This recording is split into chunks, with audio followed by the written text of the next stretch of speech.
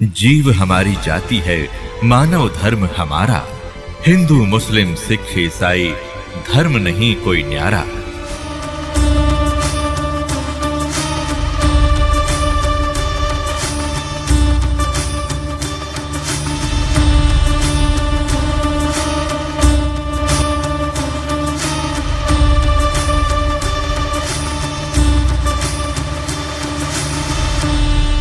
एक परमात्मा की पूजा करने के लिए हम भी कहते हैं कि एक ही परमात्मा की इबादत पूजा करनी चाहिए, दूसरे की नहीं। और पवित्र मुसलमान धर्म के श्रद्धालु भी यही मानते हैं कि एक अल्लाह जो समर्थ है उसकी इबादत करनी चाहिए, उसकी अतिरिक्त जो इबादत करता है वो मुसलमान नहीं, यानी वो पवित्र आत्मा नहीं, वो मोक्ष प्राप्ति नहीं कर सकता। और हम भी यही मानते। अब देखते हैं ये मुसलमान भाई जिस अल्लाह को पूज रहे हैं वो अल्लाह ताला है भी कि नहीं, इसी कुरान मजीद से या कुरान शरीफ से। अब देखिएगा, अब ये कुरान शरीफ उठा ली हमने, बात वही है, अंतर कोई नहीं इनमें। अब पवित्र कुरान शरीफ दिखाएंगे आपको।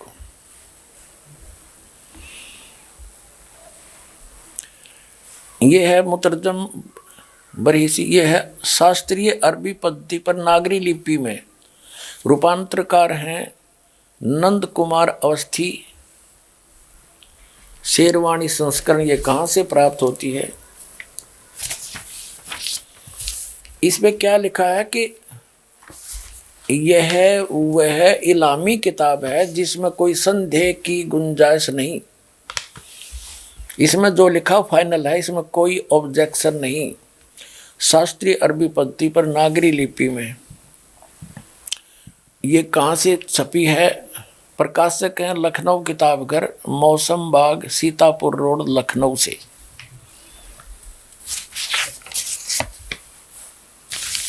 यहाँ देखिएगा, ये 17वां संस्करण है 2008 ईस्वी में। और पृष्ठ संख्या है 1024। मुद्रक हैं गास्पेल प्रेस लखनऊ, गास्पेल।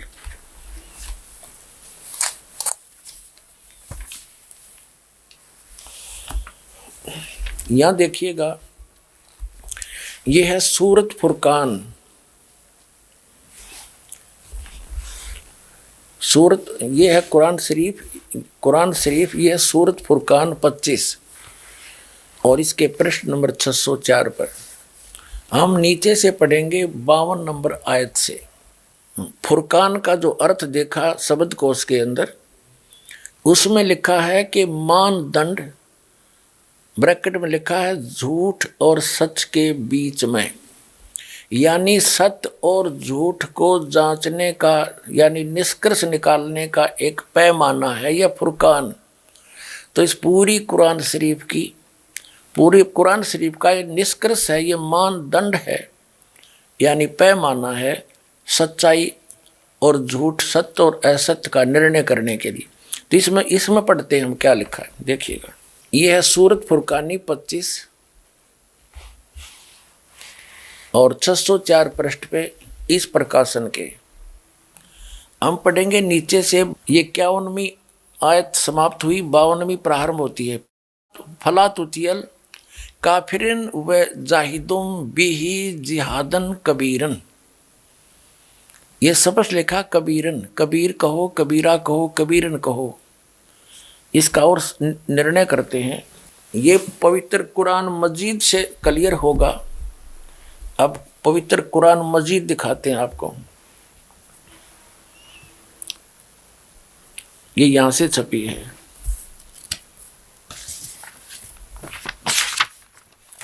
ये भी पहले भी दिखाई थी आपको, ये वही है। ये यहां से इसका पूरी जानकारी है, कहाँ से छपी है, कौन इसका अनुवाद करता है। और अब इसके हम आते हैं, ये वही सूरत फुरकान 25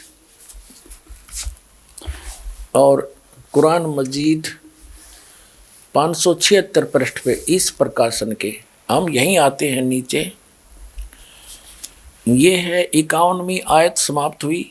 इसमें पंक्ति भी नहीं बदली है, अक्षर भी, सिर्फ लिखने मंत्र थोड़ा किया। फला तुतियल काफिरन न जाहिदुम बिही जिहादन कबीरा। कबीर कहो, कबीरा कहो, कबीरन कहो, खबीरा कहो, खबीरन कहो। तो इसमें स्पष्ट है ये कबीरा, और इसका यहाँ अनुवाद किया है इसके साथ में। ये 52वीं आयत का अनुवाद चला है। तो तुम काफरों का कहा न मानो, उनसे इस कुरान के हुक्म के मुताबिक बड़े जोर से लड़ो। अब उन कबीर का अर्थ बड़ा कर दिया। अब हम फिर कुरान शरीफ को लेते हैं। ये पवित्र कुरान शरीफ है, यहाँ से देखिएगा। उसमें से हमने ये निर्णय करना था कबीर और कबीरा और कबीरन। ये कुरान शरीफ फिर ले ली हमने, सूरत फुरकानी 25 और 604 पृष्ठ पर हम आगे ये नीचे आएंगे। ये 52 नंबर आयत है, 51 यहाँ समाप्त हुआ, 52 प्रारंभ हुआ। फला तुतियल काफिरिन व जिहादुम बिही जिहादन कबीरन। इसका अनुवाद बिल्कुल सामने किया है। ये अनुवाद करता भी मुसलमान भाई है कोई। तो ए पैगंबर, ये कुरान शरीफ का ज्ञान दाता बोल रहा है। तो ए पैगंबर, तुम काफिरों का कहा न मानना और इस कुरान की दलीलों से उनका सामना बड़े जोर से करो। अब देखो, जिहाद का अर्थ लड़ाई नहीं है, ये अनुवाद बिल्कुल सही किया इसने। उनका सामना करो बड़े जोर के साथ, संघर्ष करो, उनकी बातों में मत आना। अब इसका कहने का तात्पर्य ये है इस कुरान शरीफ की इस आयत का कि कुरान शरीफ का ज्ञान दाता हजरत मोहम्मद जी को संदेश भेज रहा है जिब्रील देवता के माध्यम से या कोई अन्य तरीके से, एज इट इज। वो कह रहा है कि इन काफिरों की बातों में मत आना। ये काफिर तो अल्लाह के अतिरिक्त ऐसों की पूजा करते हैं जो उनको ना हानि कर सकते हैं ना लाभ दे सकते हैं, और वो ना माने कि ये उस कबीर नामक अल्लाह यानी बड़े भगवान, ये बड़ा कहते हैं, हम बड़ा ही मान कर चलते हैं आज, उस बड़े भगवान की यानी पूर्ण परमात्मा की भक्ति ये काफिर नहीं करते। आप इनकी बातों में मत आना, सीधी सी बात है। ये आपकी नहीं माने तो आप उनकी बातों में आकर उनके साथ ना हो जाना, उसके लिए संघर्ष करना, चाहे कितना कष्ट उठाना पड़ो। तो वही हजरत मोहम्मद जी ने किया, इसका अर्थ ये। अब हम देखते हैं अब क्या बताया है, देखिएगा। तो ए पैगंबर, तुम काफिरों का कहा न मानना और इस कुरान की दलीलों से उनका सामना बड़े जोर से करो। ये बिल्कुल सही, इन्होंने कबीर का अर्थ बड़ा कर दिया, ठीक है। कुरान शरीफ का ज्ञान दाता ये भी स्पष्ट कर रहा है कि ये कबीर जो अल्लाह है, अल्लाह कबीर है, ये वही है जिसने 6 दिन में सृष्टि रची और 7वें दिन तख्त पर जा बैठा, जा विराजा। इससे ये सिद्ध होगा आपके समक्ष कि कुरान शरीफ का ज्ञान दाता अपने से अन्य कोई बड़े परमात्मा की महिमा सुना रहा है हजरत मोहम्मद को। इससे ये सिद्ध हो जाएगा कि कुरान शरीफ का ज्ञान दाता अल्लाह अकबर नहीं है। अब देखना, अब हम 607 पृष्ठ पर पढ़ रहे हैं, सूरत फुरकान 25 आयत नंबर 52 हमने पहले पढ़ ली, अब 53 पढ़ते हैं। और वही है जिसने 2 दरियाओं को मिला चलाया, एक का पानी मीठा प्यास बुझाने वाला और एक का खारी कड़वा, और दोनों में एक आड़ और मजबूत रोक बना दी। 53 पढ़ ली, अब 54 पढ़ेंगे। और वही है जिसने पानी की बूंद से आदमी को पैदा किया, फिर उसको साहिब नसीब यानी किसी का बेटा या बेटी और ससुराल वाला यानी किसी का दामाद बहू बनाया। और तुम्हारा परवरदिगार हर चीज करने पर शक्तिमान है, और अब 55 आयत पढ़ेंगे। और काफिर अल्लाह के सिवा ऐसों को पूजते हैं जो न उनको नफा पहुंचा सकते हैं और न उनको नुकसान पहुंचा सकते हैं। और काफिर तो अपने परवरदिगार से पीठ दिए हुए हैं, मुंह मोड़े हैं।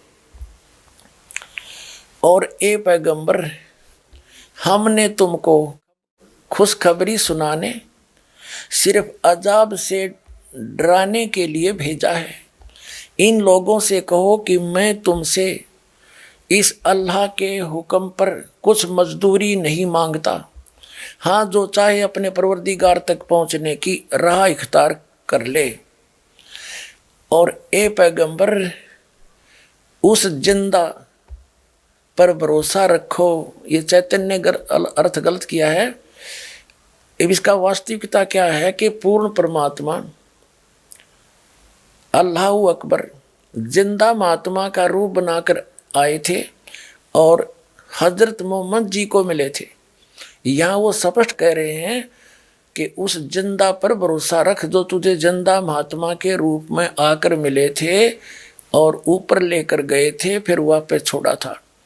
2 प्रकार से ऊपर गए थे हजरत मोहम्मद, एक प्रकार का मुसलमान भाइयों को ज्ञान नहीं।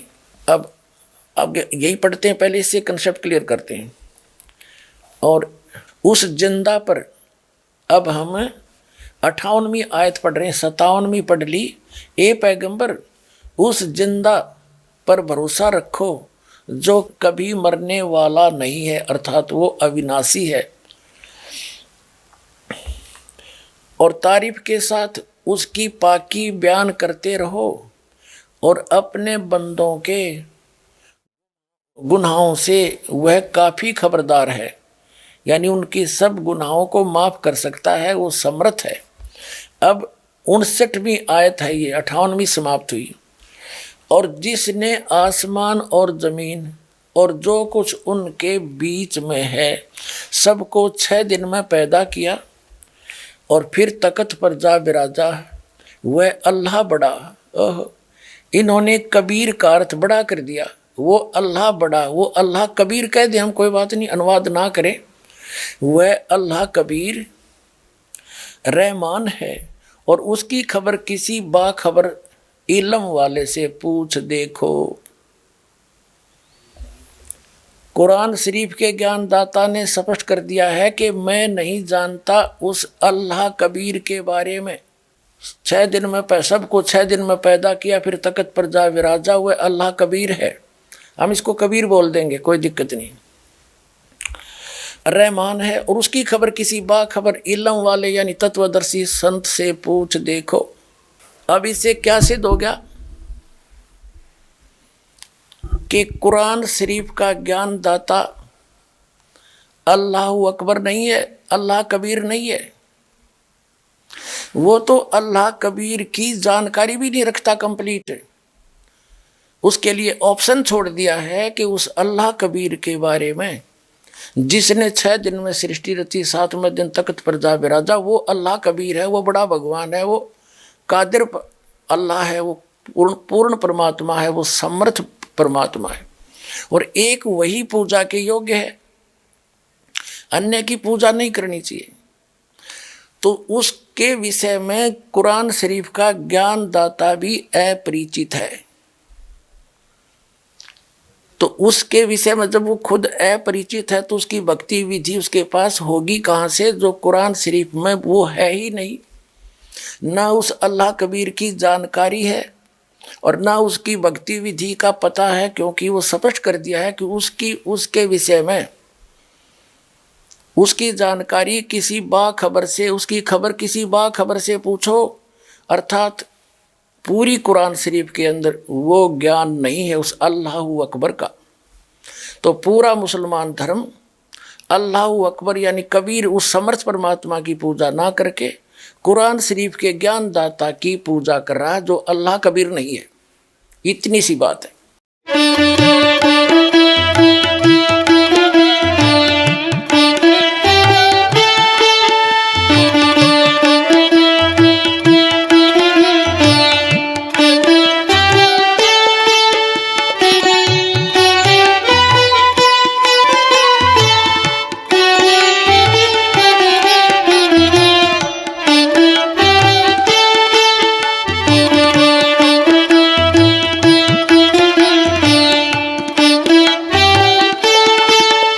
है।